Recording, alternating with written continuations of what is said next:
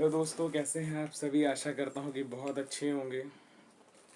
और आप लोग चैनल पे नए हो तो चैनल को लाइक करिए, सब्सक्राइब करिए, शेयर करिए।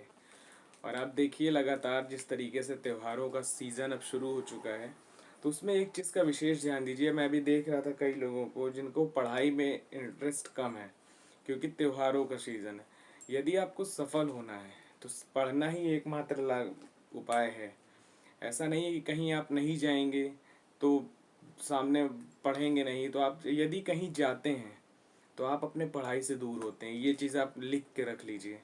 और सिलेक्शन जिस तरीके से चल रहे हैं कि एग्ज़ाम का स्तर जिस लेवल पे बढ़ रहा है, आप देखिए कभी एग्ज़ाम का प्रीवियस ईयर पेपर उठा के कि एग्ज़ाम का जो करंट सिनेरियो है कि वो किस लेवल पे जा रहा है। और यदि आप नहीं पढ़े तो आपकी लाइफ वैसे ही डिस्टर्ब होती चली जाएगी।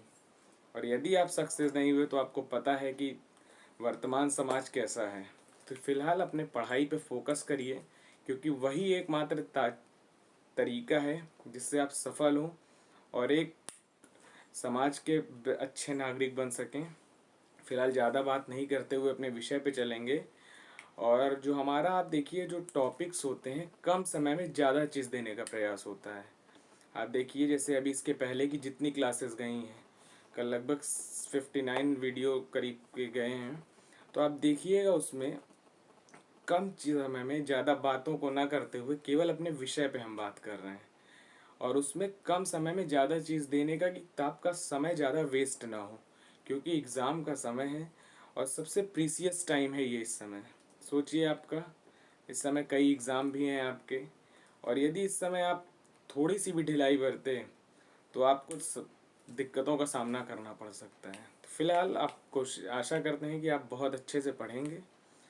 तो चलिए अपने विषय पे चलते हैं। जो आज का हमारा विषय है इकोनॉमिक सर्वे 22-23। कल हमने बजट बताया था जो 23-24 का है, ये 22-23 का इकोनॉमिक सर्वे। अब बजट और इकोनॉमिक सर्वे में अंतर क्या होता है, कभी कभी जानते रहिए आप। जो बजट होता है वो आगामी वर्ष की योजनाओं का खाका होता है, और जो आर्थिक सर्वेक्षण होता है वो पिछले वर्ष की समीक्षा होती है। जैसे आप ही अपने घर का बजट बनाते हैं, तो जो बजट बनाते हैं, जैसे आपकी मान लीजिए सैलरी आई, तो आप अगले महीने का बजट बनाते हैं, बिल्कुल बनाते हैं ना, ये चीज़ लेना है, ये चीज़ लेना है। लेकिन आप कभी कभी ये भी देखिए, जब महीने का लास्ट होता है तो आप पूरे महीने के हिसाब देखते हैं कि यार इस महीने इतना खर्च हो गया, प्लान मेरा इतना था और इतना ज़्यादा खर्च हो गया। तो जो आप एनालिसिस करते हैं वो समीक्षा होती है, आर्थिक सर्वेक्षण में आता है। जो आप आगामी महीने के लिए जो बजट को तैयार करते हैं कि हमारा ये इसमें खर्च होगा, इनको इतना देना है, पॉलिसी इतने के लिए हैं, या तमाम चीज़ें जो आपकी होती हैं घरेलू या होम लोन है या जो जो भी चीज़ें हैं, ये इतने का लिए तो इनको देना है। तो जो आगामी वर्ष का होता है वो बजट में होता है, जो पिछले वर्ष की समीक्षा होती है वो आर्थिक सर्वेक्षण होता है। आर्थिक सर्वेक्षण भी 1950-51 से पेश हो रहा है। वर्ष 1964 जब आया तो इसको बजट से अलग कर दिया गया। पहले क्या होता था कि बजट के साथ ही आर्थिक सर्वेक्षण को भी पेश कर दिया जाता था, लेकिन वर्ष 1964 से आर्थिक सर्वेक्षण को बजट से एक दिन पूर्व पेश करने लगे। जैसे आप देखिए इस समय जो बजट है वो 1 फरवरी को जारी किया जाता है, जो इकोनॉमिक सर्वे है वो 31 जनवरी को। जैसे बजट के की पूर्व संध्या एक तरह से कह लीजिए, तो उसके एक दिन पहले जारी किया जाता है। ठीक, उसमें जो इस बार जारी हुआ है, जो हमारे वर्तमान आर्थिक सलाहकार हैं वो कौन है, तो वी अनंत नागेश्वरम हमारे जो आर्थिक सलाहकार हैं वो इस समय हैं। साथ ही जो आर्थिक सर्वेक्षण है इसमें यदि हम बात करें कई मुद्दों पे बात की गई, जो हमारी ट्रिपल पीपीपी के आधार पर, public private partnership PPP model के आधार पे जो हमारी इकोनॉमी है, थर्ड है, हम विश्व की थर्ड लार्जेस्ट इकोनॉमी पीपीपी के आधार पे है। वहीं यदि हम बात करें एक्सचेंज रेट के आधार पे, तो वर्ल्ड की टॉप 50 5वीं इकोनॉमी में भारत का स्थान है। यदि हम बात करें फाइनेंशियल ईयर 2022-23 की, तो जीएसटी का जो हमारा संग्रह आया है 1.49 लाख करोड़। आप देखिए जब जीएसटी का संग्रह, जो जीएसटी हमारे यहाँ कब आया था, तो आप जो 1 जुलाई 2017 से जीएसटी अस्तित्व में आया, धीरे धीरे इसका कलेक्शन बढ़ता गया और आप देखिए जो वर्ष 2022-23 का कलेक्शन है 1.49 लाख करोड़ रुपए की वृद्धि हुई है। इसमें वृद्धि हुई है, आया नहीं, वृद्धि हुई है, ध्यान रखिएगा। यदि हम बात करें इकोनॉमिक सर्वे के अनुसार तो वर्ष 2022-23 में जो जीडीपी की ग्रोथ रेट है वो कितना रहने का अनुमान है, ध्यान दीजिएगा वर्ल्ड को। 23-24 यानी आगामी वर्ष में कितनी रहने का अनुमान है, तो ये है 6 से 6.8, 6 से 6.8%, 6 से 6.8% रहने का। एमएसएमई क्षेत्र की बात करें तो इसमें भी वृद्धि हुई है, लगभग 30.6% की इसमें वृद्धि की गई है एमएसएमई सेक्टर में। आरबीआई के अनुसार यदि बात करें जो इन्फ्लेशन है वर्ष 2023 में कितना रहेगा, तो ये 6.8% रहेगा, जो महंगाई दर होती है। नेक्स्ट बात करें तो भारत वर्ष 2070 तक नेट कार्बन जीरो उत्सर्जन का लक्ष्य रखा है वर्ष 2070 तक। वहीं जनवरी 2023 तक बात करें तो जो हमारे यहाँ कोविड, आप देखिए महामारी आई वैश्विक, तो 2023 तक इकोनॉमिक सर्वे में डाटा दिया है कि जनवरी 2023 तक 220 करोड़ लोगों को कोविड के टीके दे लगाई जा चुके हैं, जिनमें लगभग 97 करोड़ जो लोग हैं, फिर से सुनिएगा, 220 करोड़ लोगों को टीके लगाए जा चुके हैं, जिसमें से 97 करोड़ लोग जो हैं उनको दोनों खुराक लग चुकी है और 90 करोड़ लोग ऐसे हैं जिनको एक खुराक की वैक्सीन लग चुकी है। एक बार आप फिर से सुन लीजिएगा, जो हमारे यहाँ कोविड आया था आपको पता होगा, जो कोवैक्सीन और कोविशील्ड वैक्सीन थी उसके माध्यम से लोगों को निदान दिया जा रहा था इस बीमारी से। तो जो दो लोग मतलब दो बार में खुराक लग रही थी, तो जो दोनों खुराक थी वो लगभग 97 करोड़ लोगों को लगी है। वहीं एक लगभग 90 करोड़ लोगों ने एक खुराक ली है, ठीक है, इंजेक्शन। नेक्स्ट बात करें यदि वित्तीय सेवा को बढ़ाने हेतु 75 डिजिटल बैंकिंग इकाइयों की घोषणा की गई है। क्या वित्तीय क्षेत्र को बढ़ाएं, बैंकिंग को बढ़ावा देने के लिए ये घोषणा की गई है, ठीक। यदि वही नेक्स्ट बात करें सेवा क्षेत्र में तो 21.3% ऋण बढ़ा है और भारत में फिनटेक रेट, अब फिनटेक रेट क्या होता है ध्यान दीजिएगा, प्रौद्योगिकी सेक्टर को बढ़ाना, तकनीकी को बढ़ाना तथा जो महंगाई है उसको संभालने के लिए अन्य चीज़ों के लिए फिनटेक रेट आया है ये 8.7%, जबकि विश्व में जो ये है ये 64% है। यहाँ पे कितना है भारत में फिनटेक रेट, तो 87%, और वर्ल्ड में कितना है 64%। भारत का यदि ई कॉमर्स मार्केट बात करें, अब ई कॉमर्स मार्केट जो होती है जो आप इलेक्ट्रॉनिक तरीके से मार्केट करते हैं, जैसे शॉप्सी है, आपकी मीशो है, फ्लिपकार्ट है, अमेज़ॉन है, मिंत्रा है, स्नैपडील है, ये तमाम जो ऑनलाइन साइट्स होती हैं उनके माध्यम से जब आप खरीदारी करते हैं तो वो ई कॉमर्स होता है। तो ई कॉमर्स मार्केट को प्रतिवर्ष 18% बढ़ाने का अनुमान है वर्ष 2025 तक। 2 वर्षों के लिए 25 तक 18% बढ़ाने का अनुमान है। नेक्स्ट बात करें जैम। अब जैम कभी कभी पूछता है क्या होता है, तो जन आधार मोबाइल लिंक को जैम कहते हैं। यदि बात करें आयुष्मान, आप देखिए आयुष्मान योजना जो लागू हुई है जिसमें लोगों के स्वास्थ्य की देखभाल के लिए 5 लाख का जो हेल्थ इंश्योरेंस किया जा रहा है, उसमें कहा गया है कि इसमें लगभग 22 करोड़ लाभार्थियों ने पंजीकरण कराया है 2022 तक। साथ ही ई नैम कृषि विपणन योजना है कि किसान अपने जो उत्पादन है उसको बेच सकें, उस योजना के लिए इसमें लगभग 1.7 करोड़ किसानों को, साथ ही 2.39 लाख व्यापारी को शामिल। एक बार फिर से सुनिएगा, ई नैम जो आया है ऐप में कृषि विपणन योजना के तहत, इसमें 1.74 करोड़ किसान, ध्यान दीजिएगा मेरे डाटा जो हम बता रहे हैं, 1.7 करोड़ किसान और उनके साथ 2.39 लाख लगभग व्यापारी हैं, इनको शामिल किया गया है। साथ ही ये देखिए आप, इसमें हम थोड़ा सा डेटा को लिए हैं, राजकोषीय घाटा कितना है, मुद्रास्फीति कितनी है, फॉरेक्स रिजर्व कितना है, WPI कितना है, CPI कितना है। तो आइए उसको देखें, थोड़ा सा डेटा को ध्यान दीजिएगा, मैं 1 से 2 बार आपको बताऊंगा, ये बहुत इंपॉर्टेंट है। कभी कभी पूछता है कि कौन सा सेक्टर ज़्यादा तेज़ी से आगे बढ़ रहा, तो हम अगर नहीं पढ़े होते तो बताने में समस्या होती है।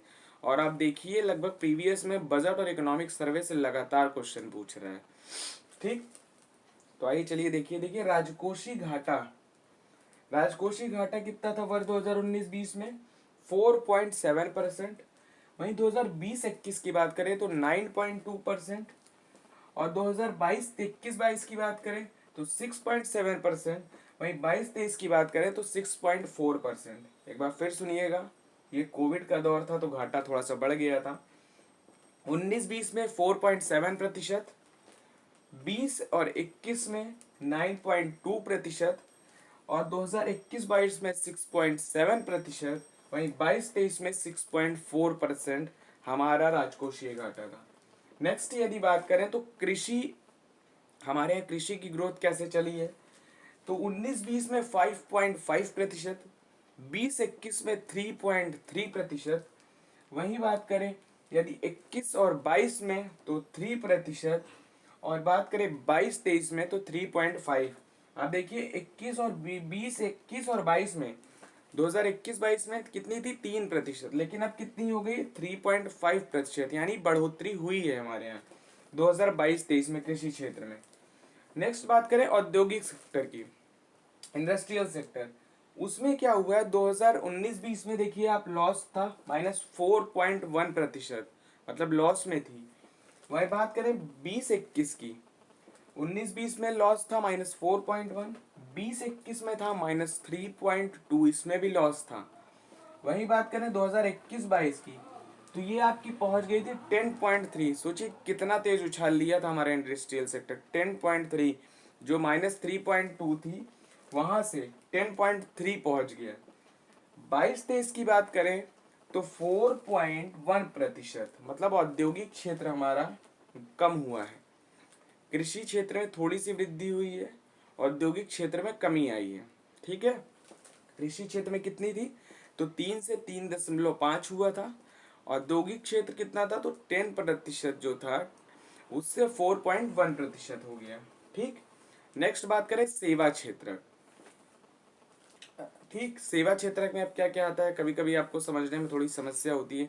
जैसे आप कोई सेवाएं लेते हैं, जैसे वित्तीय सेवा ले लिए, एयरपोर्ट पे गए आप वहाँ सेवा, वायुयान की सेवा, होटलों में गए आप, तमाम सेवाएं जितनी आप लेते हैं वो सब सेवा क्षेत्र के अंतर्गत आती है। बात करें यदि सेवा क्षेत्र की तो 19-20 में कितना था? 6.3%। उसके बाद आप देखिए कोविड का दौर आ गया था तो उसमें -7.8%। आप देखिए लगभग सारे हमारे जो हवाई यात्रा थी सब बंद हो गई थी, सामानों को आवागमन कम हो रहा था, होटल रेस्टोरेंट बंद हो गए थे, पर्यटन सेवाएं बंद हो गई थी, तो तमाम चीज़ें, थिएटर आपके बंद हो गए थे। तो ये सभी के कारण देखिए जो हमारी जो सेवा क्षेत्र था वो गिर गया था। और 6.8 से जो घट के -7.8%, 6.8 प्लस था और -7.8, सोचिए कितना गिर गई थी हमारा सेवा क्षेत्र जो था टर्शियरी सेक्टर। वहीं बात करें फिर 2021-22 में देखिए थोड़ा थोड़ा खुलना शुरू हुआ और फिर ये बढ़ा और 8.4% पहुंचा। नेक्स्ट बात करें तो 2022-23 में 3.1% रहा। कितना रहा? 3.1%। ठीक, नहीं 9.1%। एक बार फिर से सुनिएगा सेवा क्षेत्र का, 6.3 था सबसे पहले 19-20 में, फिर कोविड का दौर आया तो घट के कितना हो गया आपका? -7.8%। और फिर 2021-22 में 8.4 पहुंचा, और वर्तमान में इतना तेज उछाल आया 22-23 में कि ये बढ़ के 9.1%, मतलब सबसे अधिक हो गया सेवा क्षेत्र, फिर आपका आया कृषि क्षेत्र, एक औद्योगिक क्षेत्र, फिर आपका कृषि। तो सबसे पहले क्या आया? टर्सरी सेक्टर, फिर सेकेंडरी, फिर प्राथमिक। ठीक, primary sector, secondary sector, tertiary sector, secondary sector और प्राइमरी सेक्टर। ठीक, सेवा क्षेत्र कितना है? 9.1%, और इंडस्ट्रियल कितना है? 4.1, और एग्रीकल्चर कितना है? 3.5। लेकिन ओवरऑल में बात करें तो कृषि में थोड़ी सी वृद्धि हुई है, औद्योगिक क्षेत्र में कमी आई है, और सेवा क्षेत्र में भी उछाल आए हैं। ठीक, नेक्स्ट बात करें सीपीआई और डब्ल्यूपीआई। अब सीपीआई और डब्ल्यूपीआई को समझिए होता क्या है सबसे पहले, फिर इस पे बात करते हैं। CPI होता है कंज्यूमर पावर इंडेक्स, और जो WPI होता है उसको होलसेल पावर इंडेक्स कहते हैं, यानी उपभोक्ता मूल्य सूचकांक और उपभोग मूल्य सूचकांक। ठीक, इसमें क्या होता है, जो WPI होता है इसको केवल वस्तु के आधार पे मापते हैं, वहीं जो CPI होता है इसको वस्तु और सेवा दोनों के आधार पे मापते हैं। ठीक, कंज्यूमर मतलब उपभोक्ता के, इसको थोक मूल्य सूचकांक और इसको उपभोक्ता मूल्य सूचकांक। ठीक है, फिर से ध्यान दीजिएगा, WPI थोक मूल्य सूचकांक, CPI उपभोक्ता मूल्य सूचकांक। ठीक है, जो थोक मूल्य सूचकांक होता है इसमें केवल वस्तु को शामिल किया जाता है, और जो आपका CPI है कंज्यूमर पावर इंडेक्स जिसको बोलते हैं, उसमें वस्तु और सेवा दोनों को शामिल किया जाता है। ठीक, इसमें जो WPI होता है इसमें लगभग 699 वस्तु शामिल होती हैं, वहीं CPI में 299 लगभग वस्तु शामिल होती हैं। जो WPI का आंकड़ा जारी करता है उसको आर्थिक सलाहकार कार्यालय कहते हैं, और जो आपका CPI का आंकड़ा जारी करता है वो CSO यानी केंद्रीय सांख्यिकी आयोग वो जारी करता है। ठीक, तो ये था आपके। अब बात करें इसके मुद्रास्फीति में WPI और CPI है कितना। बात यदि करें तो देखिए 19-20 में कितना था 1.7, और वर्तमान में स्थिति है कितनी इसकी, तो जो WPI है वो 11.5% है, वहीं यदि वर्तमान में CPI की बात करें तो 6.8% है, जो कि देखिए कोविड के दौर में घटा था, 6.8 था, फिर 5.5 था, फिर बढ़ के 6.8 हो गया था। ठीक, और आपका जो WPI है वो 11.5 है, वर्तमान में कितना है 11.5।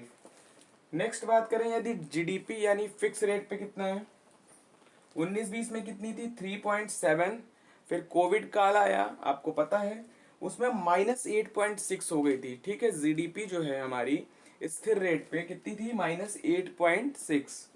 बात करें 21-22 में तो कितनी हो गई थी 6.7%। 22-23 में बात करें तो 7% थी, और वहीं फिर अब की अभी बात करें 2023-24 में तो 6%, यानी कुछ कमी आई है। 22-23 में 7% थी, वर्तमान में 23-24 में कितनी है अनुमान 6% रहने का। ठीक है, 19-20 में 3.7 थी, कोविड काल में -8.6 चली गई थी घट के, 21-22 आया तो 6.7 रही, 22-23 में 7%, और 23-24 में जो अनुमान है वो 6%। ठीक है, अब बात करें फॉरेक्स रिजर्व, बहुत मोस्ट इंपॉर्टेंट है, विदेशी मुद्रा भंडार जिसको बोलते हैं, ये कितना था, तो 19-20 में 478 बिलियन डॉलर का US डॉलर था। अब बात करें 20-21 में तो 577 बिलियन US डॉलर, 21-22 में तो 607 US बिलियन डॉलर था, और वर्तमान में थोड़ा सा घट के ये कितना आ गया तो 563 बिलियन US डॉलर, जो कि 22 और 23 में रहा है। ठीक, कितना था 22-23 में 563 बिलियन डॉलर, 21-22 में कितना था 607 बिलियन डॉलर। याद रखिएगा पूछता है कितना है 2022-23 आर्थिक सर्वेक्षण के अनुसार आपका जो US बिलियन डॉलर यानी विदेशी मुद्रा भंडार है वो आपकी कितनी है, तो थोड़ा सा ध्यान दीजिएगा कितना था 563 बिलियन US डॉलर। ठीक, तो ये आपके सारे चीज थे। देखिए हमने पूरे आर्थिक सर्वेक्षण को बताया, जो इम्पोर्टेंट थे उसके आंकड़े बताए, साथ ही राजकोषीय घाटा, कृषि क्षेत्र को बताया, इंडस्ट्रियल क्षेत्र को बताया, सेवा क्षेत्र को बताया, इन्फ्लेशन आपका क्या स्थिति चल रही WPI और CPI के आधार पे, GDP की जो ग्रोथ है वृद्धि दर वो कितनी है, फॉरेक्स यानी विदेशी मुद्रा भंडार कितना है, और WPI और जो CPI है उसके में अंतर क्या है, उसमें क्या क्या होता है, क्या चीज़ जारी किया रहता है, कौन जारी करने वाली संस्था है, तो ये सारी चीज़ों को बताया। आशा करता हूँ कि वीडियो आपको पसंद आई। यदि वीडियो आप लोग को पसंद आ रही है तो इसको आप लोग देखिए, 1 से 2 बार देखने का प्रयास करिए। इसमें थोड़ा से फैक्ट डाटा है, इसलिए इसको देखने के बाद एक बार आप अपने नोटबुक में लिखिए, 1 से 2 बार इसको रिवीजन करिए। तो उससे होगा क्या, जब आप लिखेंगे और आप कोशिश किया करिए जब लिखा करिए तो बोल बोल के, उससे क्या होता है कि लिखने के साथ साथ आपकी प्रैक्टिस माइंड में जब आपके चलता है ना, जब आप बोलते हैं तो कुछ और सोचते नहीं हैं। वैसे तो आप लिख रहे हैं कुछ भी सोच रहे हैं, तो जब आप बोलते हुए लिखते हैं तो आपका फुल ऑन फोकस स्टडी पे होता है। तो उससे क्या होता है कि आप लिखते हैं एक तो दूसरा बोलते हैं तो दिमाग में जाता है, तो उससे आपका रिवीजन बहुत अच्छे तरीके से होता है। तो आप इसको देखिएगा। साथ ही अगले वीडियो में आप सबसे मुलाकात होगी। तो आप लोग अपना ध्यान रखिए, अपनों का ध्यान रखिए।